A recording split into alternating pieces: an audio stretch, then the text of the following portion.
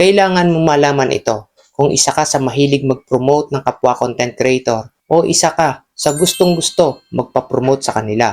Bakit nga ba mahalaga ang pagpo-promote? Mas dumadami ang maaaring maging audience.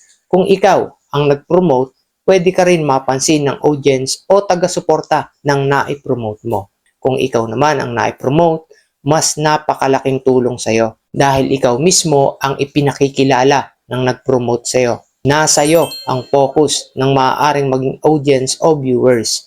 Mas nakakabuo ng magandang community.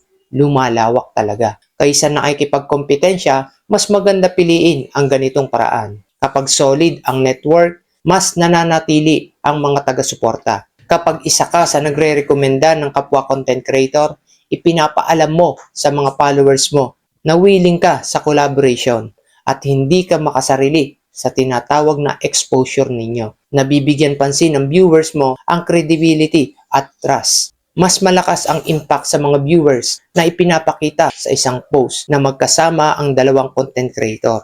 Paalaala ko kayo Spool, iwasan mo ang over-promotion. Yung sobrang gilas na panghihikayat sa mga viewers. Baka sa sobrang dalas mo mag-promote, isipin ng viewers mo na wala ka ng mai-content. At sa kagustuhan na suportahan agad ang nai-promote, nakakalimutan na ang dahilan kung bakit kailangan suportahan sila ng viewers ang nai-promote mo. Ang daming ganyan dito sa social media. Kaya ang ending, nasayang lang ang panahon. Ang iba nga dito, nagbabayad pa sa kapwa content creator. Pero ano nangyari? Wala. Nagastusan lang dahil hindi nila pinag-aralan ang tamang proseso. Sa bagay, yung iba naman na nakaranas mag-promote nang malaman na babayaran sila, promote na agad, excited kumita. Hindi muna inaral mabuti. Hindi ko nilalahat ha, pero real talk yan. Paano nga ba ang tamang pagpo-promote ng kapwa content creator dito sa Facebook? Gusto mo din ba malaman? Manatili ka lang manood kayo Spool para mas maunawaan mong mabuti. Para maging effective ang pagpo-promote, iwasan mo ang paraan na parang spam kung tawagin. Gawin mo ang pagpo-promote ng makakatulong sa kanya habang nakakatulong din sa iyo ang ginawa mo. Gawin mo ito ng organic na proseso. Napakahalaga na kilalanin mo munang mabuti kung ang nilalaman o ano ba talaga ang nasa content niya. Panuurin mo. Bigyan mo ng panahon. Piliin mo kung ano ang tugma o pinakamalapit sa mga content o niche mo na content niya para maging relevant sa mga followers mo o viewers mo. Tandaan mo na gawin ang value first approach. Kung magpo-post ka ng promotion para sa kanya, ilagay mo ang dahilan. Bakit mo siya ipinopromote? Mas effective yan kaysa basta mo lang ilalagay ang link ng kanyang page or profile.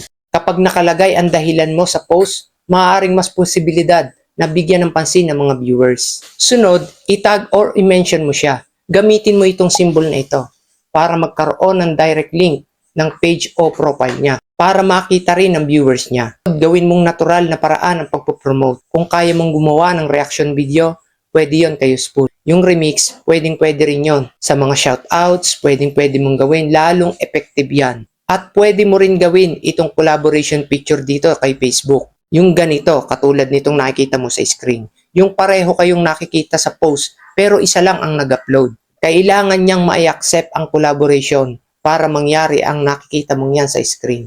Paalala ko lang na maging maingat din sa pag-accept ng collaboration dahil maaari ka din makaranas ng violation. Kapag in-accept mo ay may violation ang content. Kaya bago ka mag-accept, tingnan mo munang mabuti ang content na ginawa niya. Siguraduhin na sumusunod sa community standards.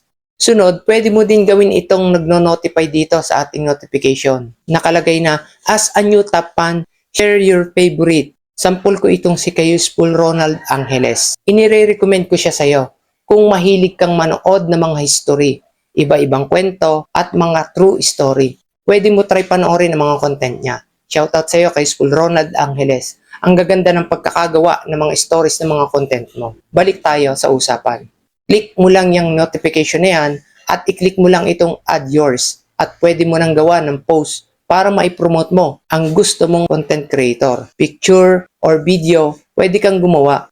At last, malaking tulong din kung magagawa ninyo itong mutual. Mag-usap kayo in private. Pag-usapan ninyong mabuti ang dapat gawin para pareho kayong panalo sa collaboration. Mas maganda kung pareho kayong nagbe-benefits. Hindi isa lang ang makikinabang. Sana nakatulong sa iyo kay Useful. Huwag mong kalimutan i-share para makatulong din tayo sa iba pa.